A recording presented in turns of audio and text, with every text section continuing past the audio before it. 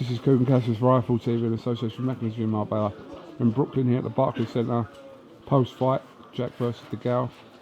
With me, I don't know if he'll punch you or pull your teeth out, the boxing dentist.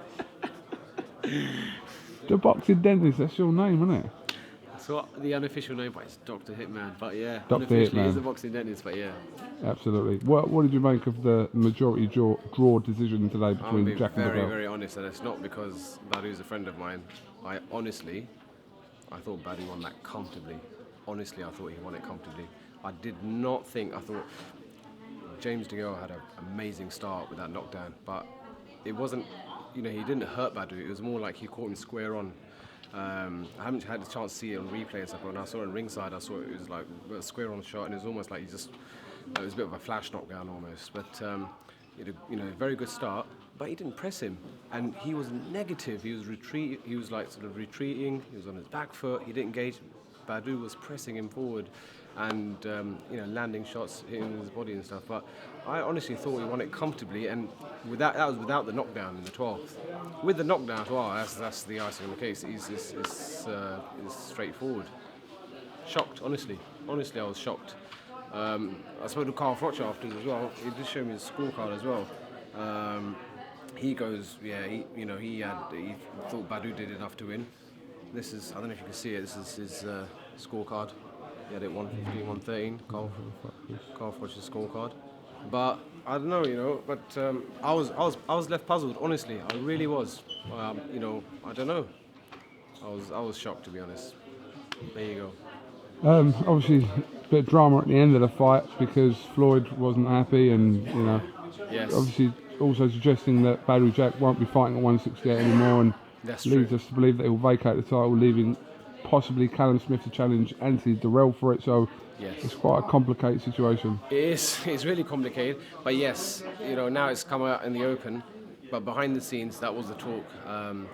Badou was going to vacate after winning. If the plan was, he wins after this fight, he was planning to vacate and move up to 175. There's talks of some big fights with sort of Andre Ward, Kovalev, and Adonis Stevenson. So that's the stuff that maybe the promotions have been sort of being engaged with Badou's future.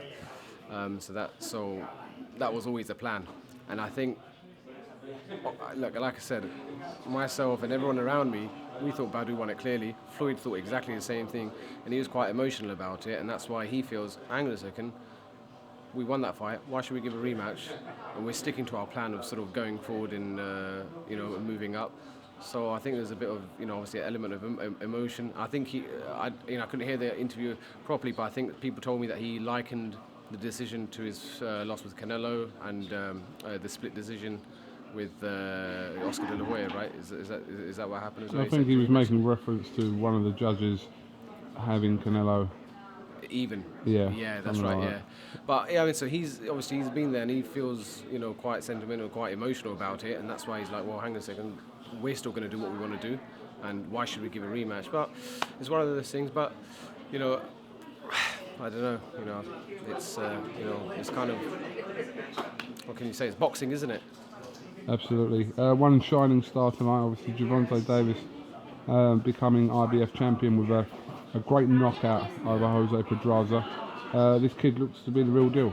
Really, he really is. I first met Gervonta at the Floyd Berto camp. So when I was training there for the Floyd Berto camp, he was there, and so they kept calling someone Tank. I said, who's Tank? They said, oh yeah, Gervonta Davis. I said, why do they call him Tank? Strange nickname. They said, basically, since the amateurs, he would knock everyone out. And when he hits people, you hear a loud bang. It's like a tank sounding off. I found it quite funny. I hadn't seen him box at this stage. So I said, oh, okay, cool. One day I came into the gym, and he was sparring, obviously, because he's light. What weight is he exactly? He's a super featherweight. Super featherweight, right. He was sparring a welterweight who was fighting in 2 weeks' time. Now, so I was watching this spar, and in Mayweather's gym they always do 5-minute rounds. So he's sparring, and all he's doing, he's just basically mocking this guy, He's just on the defensive, trash talking, moving around, just defensive. He's not doing anything. He's not really hitting him. Yeah. He's just letting him sort of punch himself out. And I'm like, what's this guy doing? You know, what's Tank doing here? He's not doing anything. I'm getting frustrated. Anyway, then they do the last round. They said last round, right? I go, yeah. Now, Tank, last round, he lets the guy come on a bit, and suddenly he switches. I swear to God, in his 16-ounce gloves, he knocked him out. He knocked out this welterweight, knocked him out in front of me. I was like, wow. And the way he done it as well, that's when I said, you know what, this guy, he is definitely going to be world champion. So when things were happening in the fight, and the guy, he was basically doing the same stuff. He just had his hands up. The guy's basically just trying to make himself, punch himself out, sort of thing. So I said, this is, the writing's on the wall here. He's going to do the same thing. So and that's what happened. So he's definitely a future star, and I think everyone in the boxing world has taken notice of him tonight. Okay, Dr. Hitman, thank you very much for talking to IFL TV. Badou's gloves, by the way. Yeah? There you go. What are you going to do with them? Give him Badou, isn't it? There's a man there who'll have them off you. Yeah.